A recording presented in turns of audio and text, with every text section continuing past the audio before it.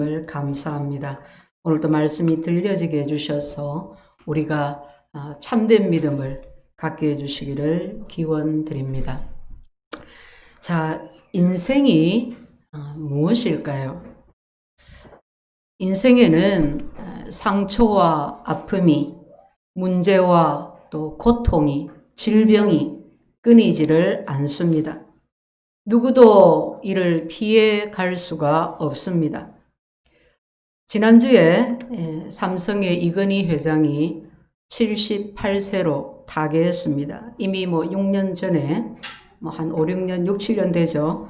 그때 심장마비로 쓰러져서 이미 사망했다. 여러 가지 설들이 있었지만은 저온 치료로 생명을 유지하고 있다가 세상을 떴습니다. 여러분, 지금 70대 어르신들을 보면 우리 교회도 그렇지만은 얼마나 건강하시잖아요. 그죠? 아직까지. 그런데 이 이건희 회장을 보면 그렇게 쓰러지기 몇 년 전부터 걸음도 혼자 걷기가 힘들어서 경호원들이 밀착 보호를 하고 그렇게 우리가 화면에서 보고 있었습니다. 이건 돈도 명성도 그의 위치도 정말 비교할 수 없는 사람이잖아요. 그런 그도 질병과 고통과 사망을 피해 갈 수 없었습니다. 하루도 사건, 사고 소식이 없는 잠잠한 날이 없습니다. 안타까운 일들이 많이 일어납니다. 그럴 때 사람들이 흔히 이런 말을 합니다. 왜 저렇게 착한 사람이 저런 몹쓸 병에 들어가지고 진짜 저런 몹쓸 병들을 사람은 저 있는데 그렇죠? 왜 저렇게 착한 사람이 어려운 일을 당하나 못된 사람은 저래 잘 먹고 잘 사는데 그런 말이 막 나오죠. 그죠? 하나님이 계시면 왜 선이 억울한 일을 당하고 왜 저렇게 악이 득세합니까? 수천 년 동안 신학자들은 선하신 하나님과 하나님이 만드신 이 세상에 존재하는 악과 고통에 대해서 부조리, 부조화에 대해서 고민을 해왔습니다. 그러나 누구 하나도 시원하게 대답을 내놓지를 못했습니다. 과학자들은 인류의 고통을 줄이기 위해서 필사적으로 노력했지만은 지금까지 고통은 줄지 않았습니다. 결국 기다림에 지친 사람들이 전혀 도움이 되지 않는 줄을 알면서도 일시적인 방법에 자신들을 내던집니다. 일찌감치 포기하고 술이며 도박이며 마약이며 유흥에 어떻게 살아도 한 번 살고 가는 인생인데 먹고 마시자 놀자 그렇게 자신을 내던집니다. 좀 성실한 사람들은 부지런히 일하고 또 배우고 취미생활에 몰두도 해보고 거기서 좀 더 진지한 사람들은 종교적 수행에 몰두하기 시작합니다. 그러나 우리가 아는 것처럼 그런 것들은 일시적으로 인생의 고통에서 조금 잊어지게 하고 조금 멀어지게는 하지만 근본적인 문제, 인생에 밀어닥치는 시련과 고난에는 아무런 도움이 되지를 못합니다. 모든 인류는 고난 앞에 무너져 내렸습니다. 성도 여러분, 그것이 우리 인생입니다. 우리는 즐겁고 행복하게 살고 싶습니다.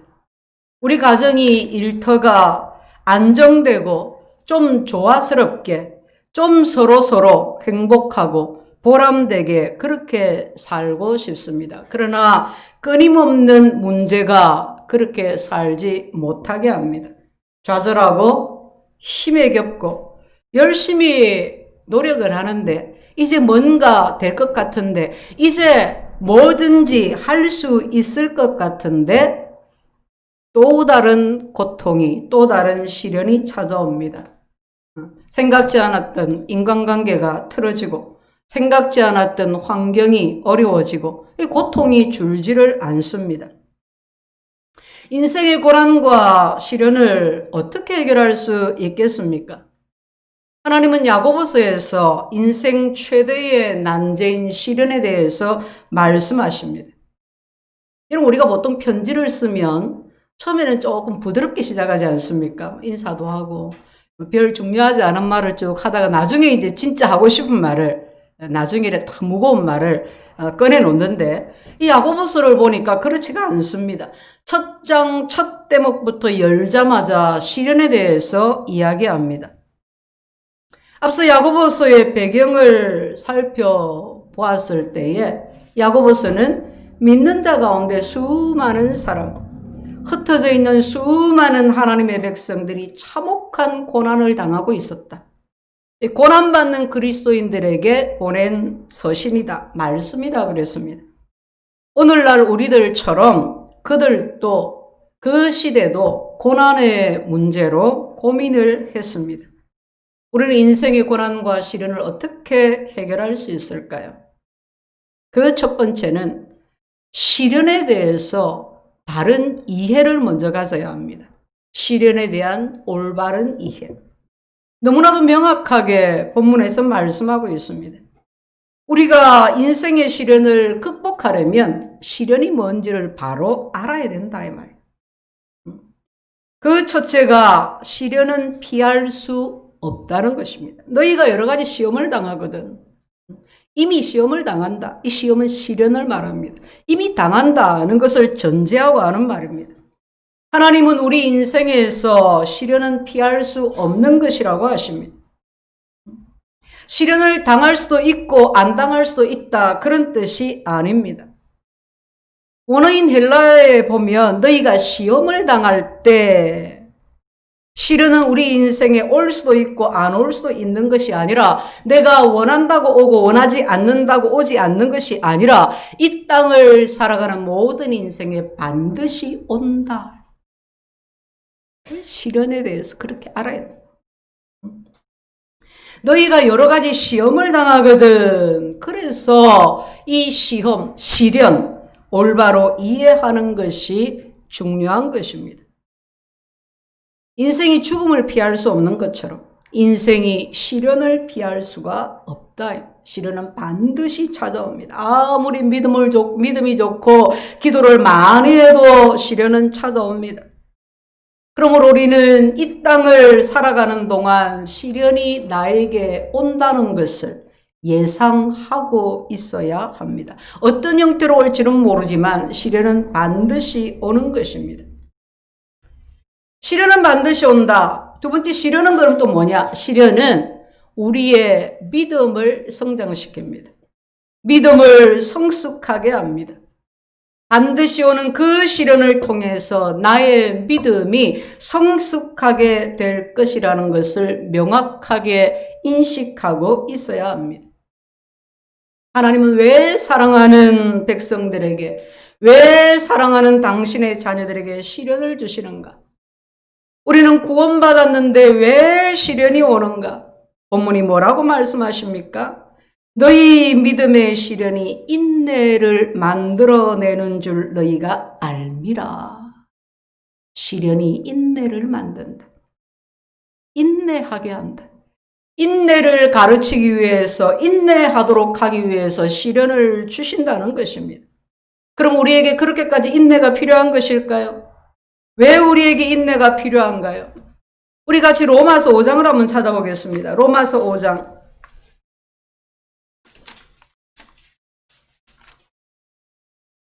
3절, 4절, 로마서 5장 3절, 4절 두 구절 같이 봉독하겠습니다. 다만 이뿐 아니라 우리가 환난 중에도 즐거워하나니 이는 환난은 인내를, 인내는 연단을, 연단은 소망을 이루는 줄 알미로다. 아멘. 인내가 우리에게 필요한 것은 인내 없이는 아무도 온전해질 수 없다.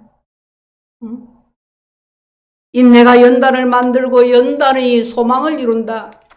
인내가 소망을 이룬다는 말이, 인내가 우리를 온전하게 한다는 말이, 소망이 부끄럽지 않는 사람이 되게 한다는 겁니다.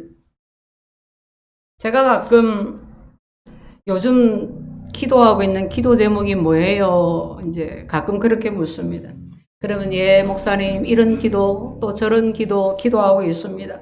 또 어떤 경우에는 뭐 특별한 거는 없고요. 이제 큰 어떤 어려움은 없는 거예요. 그죠? 예, 특별한 건 없고요. 하면서 이제 이런 기도를 합니다. 그래요. 그럼 이제 제가 또 그러죠. 가장 소원하는 것이, 소망하는 것이 무엇입니까? 하고 물어요. 보통 기도 제목을 보면 그 사람의 관심이 어디 있는지를 알게 됩니다. 지금 그가 어디에 마음을 쓰고 있는지를 알게 됩니다. 그 사람이 간절하게 소망하는 것이 무엇인지를 보면 그의 신앙과 성품에 대해서 알 수 있게 됩니다. 우리는 이 세상에 썩어질 것이 아니라 하나님이 주신 참된 소망을 소망하면서 살아갈 수 있을까요? 방법이 있습니다. 오직 하나 있습니다. 시련을 통해서 인내를 배우는 것입니다. 여러분 어떠신가요? 여러분의 성품이 온전하고 구비해서, 여러분의 믿음이 온전하고 구비해서 아무 모자람이 없는, 부족함이 없는 예수 그리스도의 형상까지, 예수 그리스도의 장성한 분량까지 이룰 수 있을까요? 방법은 오직 하나입니다. 시련을 통해서 인내를 배우는 것입니다. 믿음의 공식은 간단합니다. 시련을 감내하면 인내를 배우게 되고, 인내가 생기면 그때 비로소 온전함을 얻게 됩니다. 하나님이 사용하신 성경의 사람, 믿음의 사람들을 한번 보세요. 그들 중에 인내가 없는 사람은 아무도 없어요. 믿음의 조상 아브라함을 보세요. 75세에 하나님의 부르심을 받았습니다. 아들을 주시겠다 하나님께서 약속해 주셨는데 100세가 되어서 25년이 지나서 겨우 아들 하나 얻었을 뿐입니다. 모세는 어떻습니까? 나이 40이 되어서 자기 백성 돌아볼 마음이 생겨서 내가 하나님을 위해서 일하겠다고 분연히 일어났습니다. 그러나 한 사람을 죽인 것밖에 이룬 것이 없었어요. 그런 인생이 가장 찬란해야 할 시기에 미디안 광야에서 40년을 보내야 했습니다. 요셉은 어떻습니까? 애굽의 총리가 되기 전까지 자기 형제들에 의해서 노예로 팔려가고 억울한 누명을 쓰고 옥살이를 해야 했습니다. 우리가 하나님의 성품을 닮아가려면 시련의 학교를, 인내의 학교를 나와야 합니다. 시련을 통해서 인내를 배워야 합니다. 인내를 가져야 합니다. 설교를 열심히 들으면 인내를 배울 수 있을까요? 날마다 기독교 방송 듣고 기도 많이 하고 찬양 열심히 듣고 그러면 될까요? 그렇지 않습니다. 우리가 인내를 배울 수 있는 방법은 하나밖에 없어요. 시련을 통과하는 겁니다. 시련을 믿음으로, 믿음의 인내로 통과하는 것입니다. 욥이 엄청난 시련과 고난 가운데서 이렇게 하나님께 고백합니다. 그러나 내가 가는 길을 그가 아시나니, 내가 이런 고통과 이런 시련 중에 있지만 그러나 내가 가는 길을 하나님이 아시나니, 그가 나를 단련하신 후에는, 하나님이 나를 단련하신 후에는 내가 순금같이 되어 나오리라. 단련한다는 것은 금을 벼를 때, 금을 재련할 때 쓰는 말입니다. 어떻게 순금을 뽑아내는가? 18K 다음이 뭡니까? 30 뭐죠? 그걸 보통 순금이라 하죠. 그죠? 어떻게 순금을 뽑아내는가? 네. 금에 막 돌이며 흙이며 이물질이 막 섞여 있어요. 또는 돌에 흙에 금이 섞여 있기도 해요. 이제 금을 이제 꺼내기 위해서 그걸 다 용광로에 쏟아 붓습니다. 그러면 그것들이 용광로에 푹 들어가서 다 녹고 불순물이 다 녹아서 제거되고 그런 다음에 순금이 되어 나오는 거예요. 욥은 자기 인생에 밀어닥친 시련을 하나님이 나를 단련하시는 것이라고 봤습니다. 그리고 그 시련을 통해서 내가 순금이 되어 나올 것이라고 시련 한가운데서 그렇게 고백한 것입니다. 뜨거운 용광로를 거치지 아니하고 순금을 만들 방법이 없습니다. 시련의 학교를 거치지 아니하고 믿음의 인내를 배울 수가 없습니다. 그러므로 저와 여러분은 우리 그리스도인은 시련을 당할 때에 왜 나는 이렇게 재수가 없나? 왜 나는 이렇게 또 뭐 어려운 일이 있나? 그러면 안 돼요. 믿음의 사람은 그런 말도 그런 시야도 그 믿음이 없는 거예요. 성도 여러분, 믿음의 시련이 우리의 성품을 온전하게 합니다. 믿음의 시련이 우리의 믿음을 온전하게 합니다. 그것을 확실하게 깨닫게 되시기를 축복합니다. 그래서 나에게 시련이 왔습니다. 그러면 어떡합니까? 아, 내가 이제 인내 학교에 입학을 하는구나. 하나님께서 내 믿음을 업그레이드 시키시려고 그러시는구나. 하나님이 내 성품을 이렇게 단련해서 내 믿음을 단련해서 내가 예수 그리스도를 닮아가는 정금, 순금 같은 사람이 되게 하시려고 하나님께서 나에게 주시는구나. 그렇게 받아요. 다른 거는 업그레이드 잘하지 않습니까? 컴퓨터 업그레이드하고 스마트폰 더 좋은 기능으로 또 만들고 별거 걸 다 업그레이드하면서, 그죠? 식사하는 집에서 밥 먹는 내용도 업그레이드하고 가구도 업그레이드하고 다 하는데 믿음을 어떻게 업그레이드할까? 하나님이 주신 시련을 믿음으로 잘 받아야 돼. 믿음의 인내로 시련을 받아야 돼. 여러분, 시련을 극복하려면 먼저 시련에 대한 올바른 이해가 있어야 합니다. 두 번째, 시련에 대해서 태도가 달라야 돼요. 올바르게 이해하고 올바른 태도를 가져야 합니다. 본문 2절에 온전히 기쁘게 여기라. 기쁘게 여기라. 시련이 왔다. 기쁘게 여기라. 명령이에요. 근데 이 명령을 지키기가 어려운 게 온전히 기쁘게 여기라. 그러시죠. 신앙생활은 절대 쉽지 않습니다. 하나님을 믿고 따르는 일은 세상 논리대로 되지 않습니다. 그러나 하나님을 믿고 신뢰하고 하나님의 논리를 따르면 세상 쉬운 게 또한 신앙생활입니다. 우리는 어떻게 하면 시련을 온전히 기쁘게 여길 수가 있겠습니까? 그러려면 먼저 시련에 대한 재평가가 있어야 돼요. 그러니까 여기라 그랬잖아요. 기쁘게 여기라. 여긴다는 말은 평가한다는 뜻이 들어있어요. 시련에 대해서 다시 평가를 하는데 시련에 대해서 기쁘게 평가해라 그 말이에요. 사도 바울이 예수님 만나고 자기 인생을 재평가하기를 시작했습니다. 예수님을 믿기 전에 바울은 세상의 명예와 돈과 권력과 그 자랑을 전부로 여기고 쫓았습니다. 하지만 예수님을 믿고 나서는 그 모든 것을 무엇으로 여겼다? 배설물로 여겼다. 똥으로 여겼다. 저거 아무것도 아니야. 그렇게 작정했다는 거예요. 그렇게 평가했다는 것입니다. 성도 여러분, 믿음이 무엇입니까? 재평가하는 거예요. 재평가하지 않은 사람은 믿음이 없는 겁니다. 예수님은 재평가에 대해서 이런 비유를 들어 말씀하셨습니다. 어떤 사람이 밭을 갈다가 어느 날 그 밭에서 보물을 발견했어요. 그러면 그 사람이 어떻게 하겠느냐? 예수님이 물으시고 그리고 답하셨어요. 돌아가서 자기 소유를 다 팔아서 그 밭을 사느니라.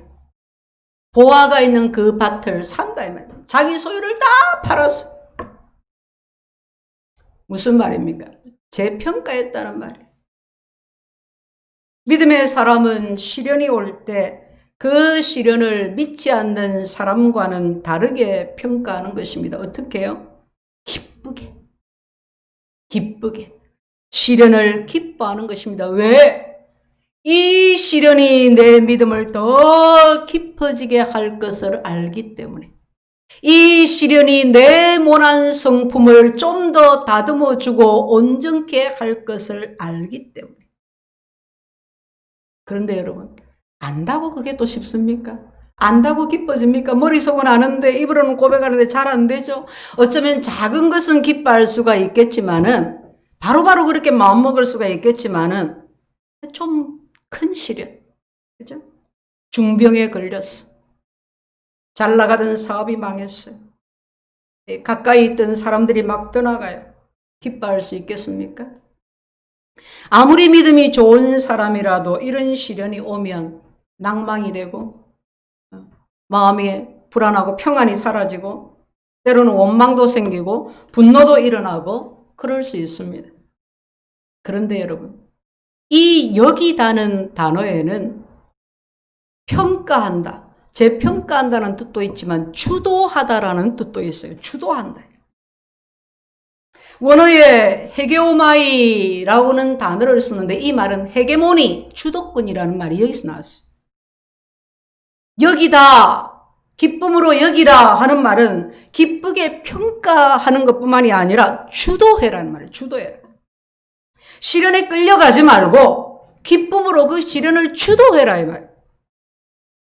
시련이 오면 근심이 생기고 불안이 오고 원망이 생기고 분노가 오는데 그런 감정이 몰려오는 것 자체로 이상하게 생각할 필요는 없다. 그럴 수 있다. 그러나 마음에서 일어나는 수많은 감정들, 수많은 반응들 가운데에 주도해야 하는 것이 있다. 딱 붙들고 끌고 가야 되는 것이 있다면 그게 뭐냐? 기쁨이다. 기쁨이 나를 주도하게 하라. 기쁨이 내 마음을 주도하게 하라. 여러분 그럴 수 있겠습니까? 그럴 수 있습니다. 그렇게 할 수 있습니다. 터져나오는 화를 말씀과 기도로 가라앉히고 원망과 분노가 불쑥불쑥 치솟아 올라오지만은 기뻐하기로 내가 작정을 하고 믿음은 그럴 때 쓰는 겁니다. 기쁨이 내 마음을, 내 감정을, 내 삶을 주도하게 하는 것입니다. 내가 저 분노에 끌려가지 않도록, 내가 저 상함과 탄식에 끌려가지 않도록. 하나님은 우리가 시련을 당할 때 온전히 기쁘게 여기고 기쁨이 나를, 우리 마음을 주도하게 하라고 명령하십니다. 시련에 대한 올바른 태도입니다. 성도 여러분, 우리는 시련을 통해서 성숙한 믿음을 갖게 된 사람들에게서 이런 모습을 봅니다. 계곡에 여름에 놀러 갔다가 당시에 중학교 1학년, 2학년쯤 된 것 같습니다. 아들을 잃은 한 목사님 내외가 그러시더라고요. 그때 같은 노예에 속한 교단이었어. 성도 가정에서가 아니라 우리 가정이라서 감사하다. 하나님이 주시고 하나님이 데려가셨으니 하나님의 이름을 찬양한다고 했습니다.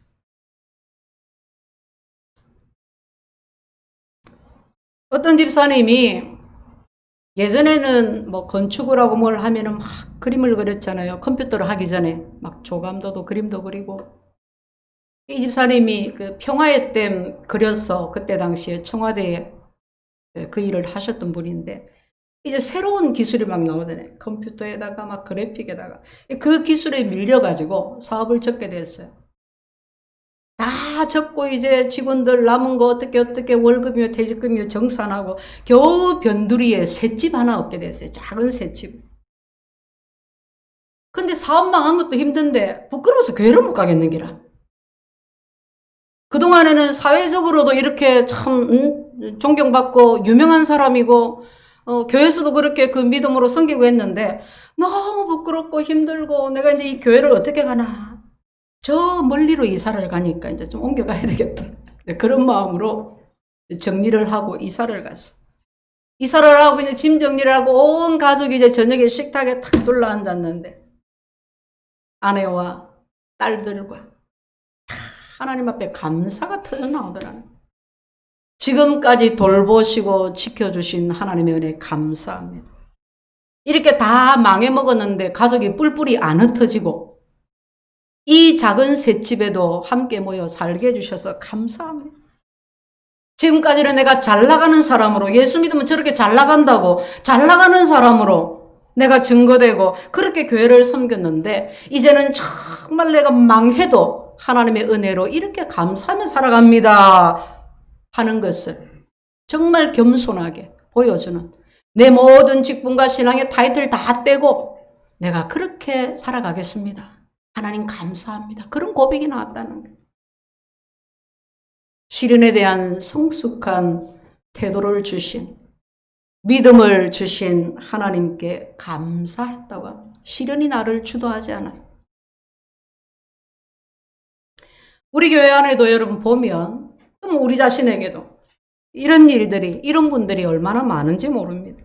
가정에서 안 믿는 배우자, 부모, 이런 핍박 가운데서, 또는 자녀의 어떤 어려운 문제들을 인해서, 가정 불화로 인해서, 물질 문제, 실직으로 중병에 걸려서, 그래서 한동안은 힘들어하기도 하고 침체되기도 하고 그랬지만 끝내 그 시련을 통해서 믿음을 지켜내고 인내하고 성숙해지고 예수님을 믿는 믿음이 주관하는 삶을 선택했기 때문입니다. 한 사람의 믿음의 역사고 그 가정의 믿음의 역사고 교회의 믿음의 역사인 것입니다. 한 분 한 분, 한 가정 한 가정 하나님께서 시련을 통해서 믿음이 더 깊어지게 하시고 성품이 깊어져 가게 하시는 겁니다. 시련이 우리 믿음을 성숙하게 합니다. 시련을 기쁨으로 재평가하고 시련을 기쁨으로 주도해 가시기를 축복합니다. 세 번째는 이제 시련을 바르게 이해하고 시련에 대해서 바른 태도를 가지고 그 다음에는 이제 해결을 해야 되잖아요. 그죠? 올바르게 시련을 해결해야 합니다. 어떻게 시련을 해결할까요? 내게 지금 시련이 왔어. 어떻게 해결할까요? 첫째는 지혜를 구해야 합니다. 오늘 날씨가 조금 이렇게 좀 흐리고 좀 그렇긴 하지만은 여러분 요즘 날씨가 얼마나 좋습니까? 주변에 그러더라고요. 코로나 아니면 이 좋은 날에 놀러 다닐 겐데 코로나 때문에 이래서 하면서 야 날씨는 좋다 이러더라고요. 야 가을에 정말 가을 하늘 그죠? 깨끗하고 햇살도 따뜻하고 여러분 우리 인생이 그러면 얼마나 그냥 절로 콧내려가 나오지 않겠어요? 근데 갑자기 하늘이 어두워지고 바람이 거세고 태풍이 몰아치고 그러면 찬양이 잘 안 나와요. 찬양하기가 어렵습니다. 어떻게 해야 합니까? 하나님께 지혜를 구하라. 목사님 뭔 생뚱맞게 지혜를 구합니까? 여러분 지혜는 돈 잘 버는 지혜를 말하는 게 아니고 하나님을 믿고 구원의 확신을 가졌고 신앙생활을 잘하고 있는 우리가 시련을 만나는데 우리가 종종 그 시련에 압도를 당해요. 그래서 시련이 오면 염려가 먼저 생기고 시련이 오면 마음이 먼저 주저앉아요. 왜냐? 지혜가 부족해서. 그럼 지혜가 뭐예요? 성경이 말하는 지혜는 하나님의 관점으로 세상을 보는 능력입니다. 하나님의 관점으로 그 사건을 볼 수 있는 통찰력입니다. 하나님의 관점으로 온 세상을 뒤덮은 코로나를 하나님의 관점으로 바라볼 수 있는 것을 지혜라고 합니다. 너희 중에 누구든지 지혜가 부족하거든 모든 사람에게 후히 주시고 꾸짖지 아니하시는 하나님께 구하라. 그리하면 주시리라. 5절 말씀. 지혜가 없는데 그 정도 믿음이 안 되는데 자꾸 지혜 있는 것처럼 믿음이 있는 것처럼 하니까 시련을 벗어날 수가 없어요. 시련을 통해서 주시는 하나님의 복을, 유익들을 얻을 수가 없는 거예요. 고난과 시련이 닥칠 때 우리는 삶에 대한 통찰력이 필요합니다. 기도하십시오. 기도와 함께 말씀을 묵상하십시오. 말씀과 기도는 동전의 양면처럼 분리될 수가 없습니다. 성경 말씀은 우리에게 하나님의 지혜를 가르칩니다. 그래서 성경을 읽고 암송도 하고 묵상하고 하나님의 말씀에 하나님의 지혜가 들어 있습니다. 지금 시련을 이기기 위해서 또는 다가오는 시련을 대비해서 하나님의 말씀을 읽고 말씀을 마음에 새기십시오. 시련이 왔습니까? 하나님의 지혜를 구하십시오. 하나님, 내가 이 어려움을 이길 수 있도록 내 눈을 열어주세요. 고난과 시련 가운데 계신 주님을 볼 수 있게 해주세요. 하나님의 뜻을 알 수 있게 해주세요. 하나님이 이 시련을 통해서 무엇을 하시려는지 하나님이 하시는 일을 볼 수 있는 지혜를 주세요. 지혜를 구해야 합니다. 두 번째는 믿음으로 반응해야 합니다. 6절 이하에 오직 믿음으로 구하고 조금 더 의심하지 말라. 의심하는 자는 마치 바람에 밀려 요동하는 바다 물결 같으니. 그리고 의심은 믿음과 반대입니다. 의심은 다시 말하면 불신입니다. 의심하는 사람은 요동하는 바다 물결 같다고 합니다. 야고보서 4장 8절에는 두 마음을 품은 자들아, 그렇죠? 마음을 성결하게 하라. 죄인들아, 손을 깨끗하게 하라. 누가 죄인이냐? 두 마음을 품은 자가 죄인이다, 그 말이에요. 마음에서 일어나는 물결, 뿌리 깊은 의심이 두 마음을 품은 것입니다. 손을 깨끗이 하라, 마음을 성결하게 하는 것입니다. 두 마음을 품은 것은 불순한 속마음을 말합니다. 겉으로는 좋은 것 같지만 속으로는 불순해요. 시련이 올 때 승리하지 못하는 것은 두 마음을 품기 때문입니다. 불순한 마음을 가졌기 때문입니다. 하나님의 뜻과 자기 뜻을 동시에 원하기 때문입니다. 세상도 원하고 하나님의 복도 받고 싶기 때문입니다. 두 마음을 품은 것입니다. 이런 사람은 누구든지 무엇이든지 주님께 얻기를 생각하지 말라. 시련을 올바르게 해결하는 방법은 믿음으로 반응하는 것입니다. 그리고 세 번째, 올바른 가치관을 정립하는 것입니다. 9절 이하의 낮은 형제는 자기의 높음을 자랑하고 부한 자는 자기의 낮아짐을 자랑할지니 이는 그가 풀의 꽃과 같이 지나감이라. 이 땅의 부와 지위, 그 모든 것들은 일시적인 것입니다. 마치 풀과 같아요.